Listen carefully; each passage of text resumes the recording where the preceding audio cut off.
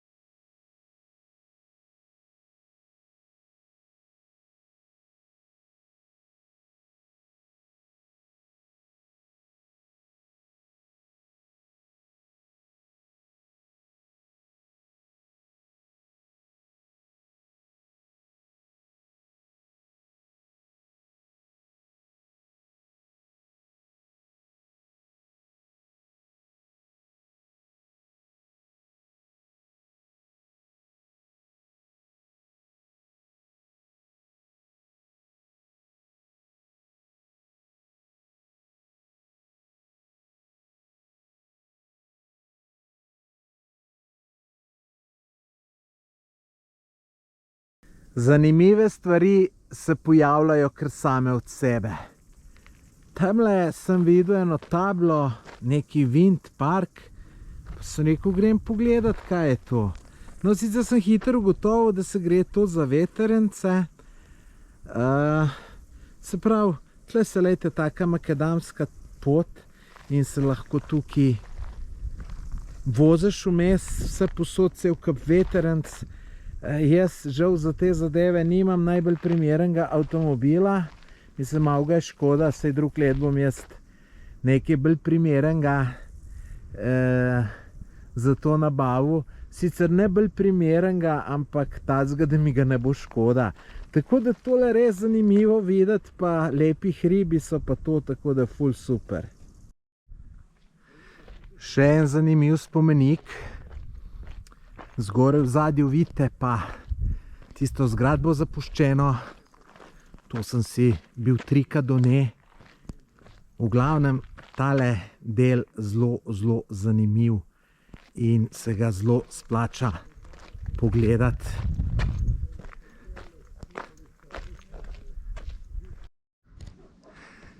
Tole je prelaz Šipka. Gor je tale kamnita stavba, ki ima 7 nadstropij plus pritličje. Jaz sem ravno kar ven iz tega prišel, sem šel noter pogledati, €1,5 je vstopnina. Zdaj ne bom rekel, da je kaj izredno posebenega, ampak če si tukaj, boš seveda to šel pogledati. No, saj jaz mislim, da je bilo vredno. Od gor je tudi, gor se potem pa še lahko gre na vrh, se pravi na streho, kjer je pa tudi super razgled. Sicer je prepovedano noter slikati. Ejte, bom tukaj še pokazal malo bolj daleč. To je res veliko in si ne bi človek mislil, da je 7 nadstropij. Temule kraju pravijo Orlovo gnezdo. Zakaj? Zato, ker je dokaj visoko. Tukaj je gor en križ, tamle zadaj neki objekt. To je drugač na prelazu Šipka.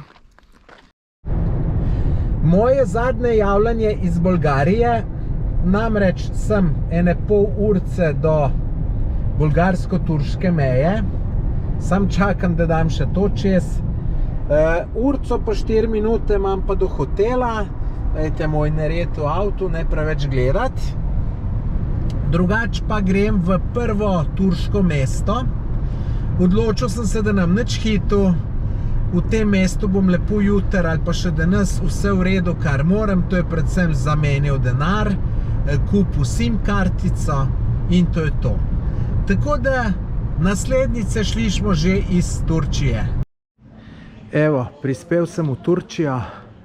Tole je moj hotelček. Zdaj skrbi me samo, kje bo avto. Taka ulica, meni čisto okej.